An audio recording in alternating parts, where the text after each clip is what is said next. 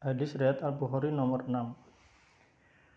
Al-Bukhari berkata, telah menceritakan kepada kami Abu al-Yaman Al-Hakam bin Nafi, ia berkata, telah mengabarkan kepada kami Syu'aib dari Az-Zuhri, ia berkata, telah mengabarkan kepadaku Ubaidullah bin Abdillah bin Utbah bin Mas'ud bahwa Abdullah bin Abbas telah mengabarkan kepadanya bahwa Abu Sufyan bin Harb telah mengabarkan kepadanya bahwasanya Heraklius pernah meminta rombongan dagang Quraisy untuk menemuinya.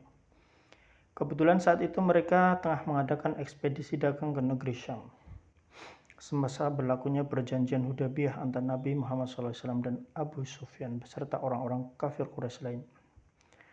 Saat singgah di Ilya, mereka pun berjumpa dengan Heraklius. Lantas ia mengajak mereka berdialog di majelisnya di tengah-tengah para pembesar negeri Romawi. Di samping itu, ia juga mengundang penerjemah di sisinya. Heraklius pun berkata, siapakah di antara kalian yang paling dekat hubungan nasabnya dengan seorang yang mengaku sebagai nabi? Abu Sufyan berkata, maka aku jawab, akulah orang yang paling dekat hubungan nasabnya dengannya. Heraklius melanjutkan perkataannya, dekatkanlah dia denganku dan juga sahabat-sahabatnya, namun bariskanlah mereka di belakangnya. Lalu Heraklius berkata melalui penerjemahnya, katakan kepadanya bahwa aku bertanya tentang lelaki yang mengaku sebagai nabi. Jika ia berdusta kepadaku, maka kalian harus mendustakannya. Abu Sufyan berkata, demi Allah, kalaulah bukan rasa malu akibat tudingan pendusta yang akan mereka lontarkan kepadaku, niscaya aku akan berdusta tentang dirinya. Maka yang pertama ditanyakan kepadaku tentang Nabi SAW adalah bagaimana kedudukan nasabnya di tengah-tengah kalian. Aku jawab, ia dari keturunan yang mulia. Tanyanya lagi, apakah ada orang lain yang pernah mengatakan sebelum dirinya? Aku jawab, tidak ada. Tanyanya lagi, apakah bapaknya seorang raja? Jawabku, bukan. Tanyanya lagi, apakah para pengikutnya itu orang yang terpandang atau orang-orang yang lemah? Jawabku, justru para pengikutnya adalah orang-orang yang lemah. Tanya Heraklius lagi, apakah pengikutnya bertambah atau berkurang? Abu Sufyan berkata, justru bertambah. Heraklius bertanya lagi, apakah ada yang murtad keluar dari agama Islam disebabkan dongkol terhadap agamanya? Abu Sufyan berkata, tidak. Heraklius bertanya lagi, apakah kalian sebelumnya pernah menepati dirinya berdusta ketika ia menyampaikan ajarannya? Abu Sufyan menjawab, tidak pernah. Heraklius bertanya lagi, apakah ia pernah ingkar janji? Abu Sufyan menjawab, tidak pernah. Kami pun semasa perjanjian ini dengannya, ia tidak pernah melakukan seperti itu. Abu Sufyan meneruskan, tidak ada lagi kata-kata yang ingin kusampaikan selain ucapan ini. Heraklius bertanya lagi, apakah kalian memeranginya? Abu Sufyan berkata, tentu.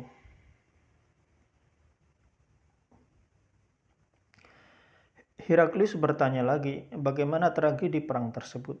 Abu Sufyan berkata, perang antara kami dengannya selalu bersaing. Terkadang kami yang kalah, terkadang kami yang menang. Heraklius berkata, apa yang diperintahkan kepada kalian? Abu Sufyan menjawab, ia menyerukan untuk menyembah Allah semata dan janganlah kalian menyekutukan Allah dengan sesuatu apapun, serta tinggalkanlah apa yang dikatakan oleh nenek moyang kalian.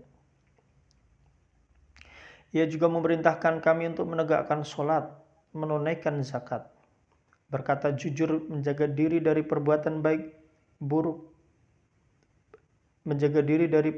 buruk, baik berupa ucapan maupun perbuatan, dan menyambung tali silaturahim. Heraklius berkata kepada penerjemahnya, katakan kepadanya bahwa aku telah menanyakanmu tentang keturunan orang tersebut. Lalu engkau menjawab, ia memiliki keturunan yang mulia. Begitulah para rasul, yang mana mereka diutus di tengah keturunan kaumnya.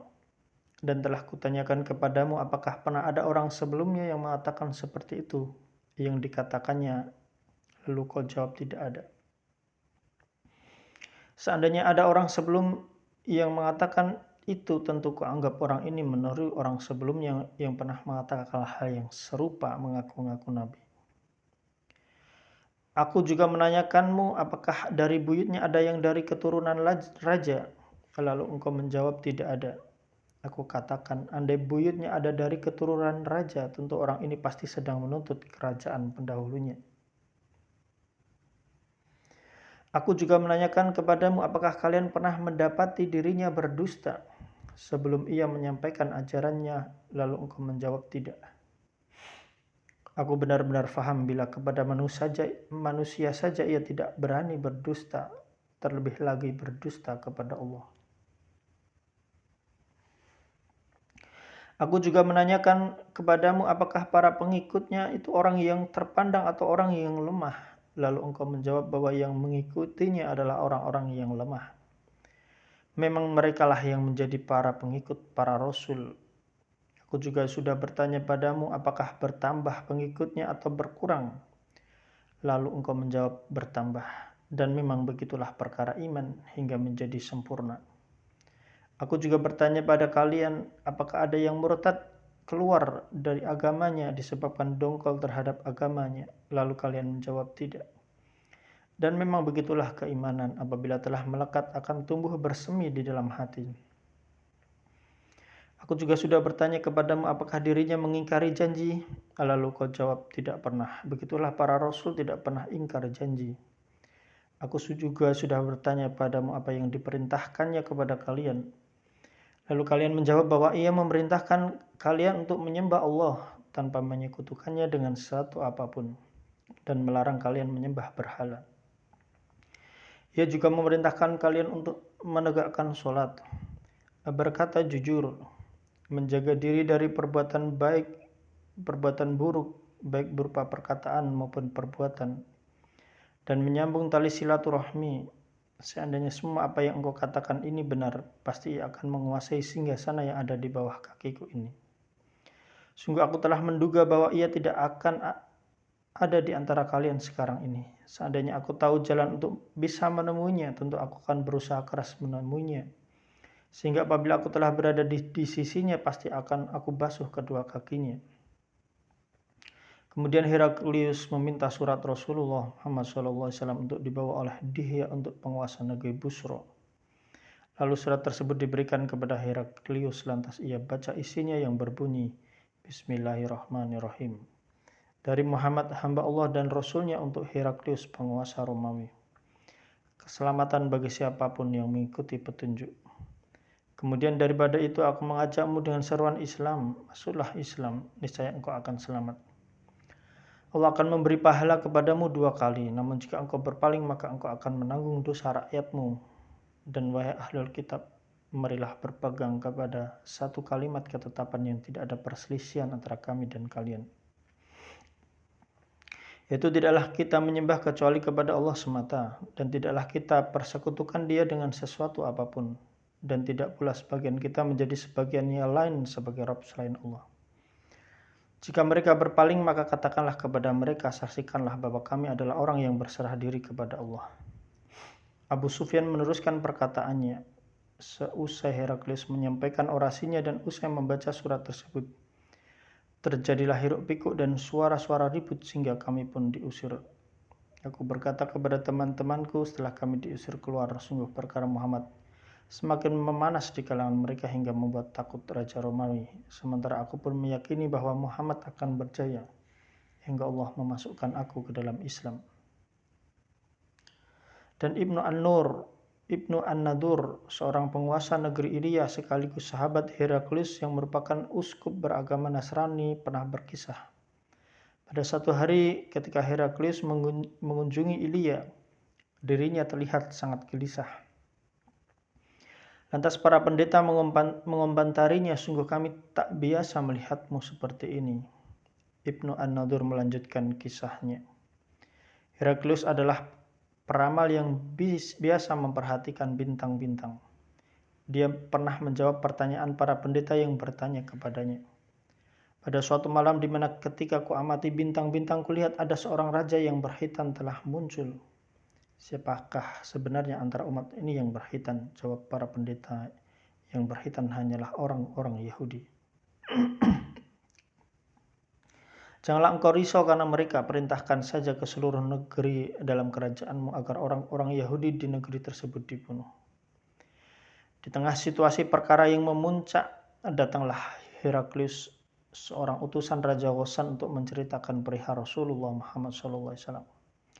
Setelah Heraklius mengetahui informasi, ia memerintahkan agar utusan tersebut diperiksa, apakah ia berkhitan atau tidak.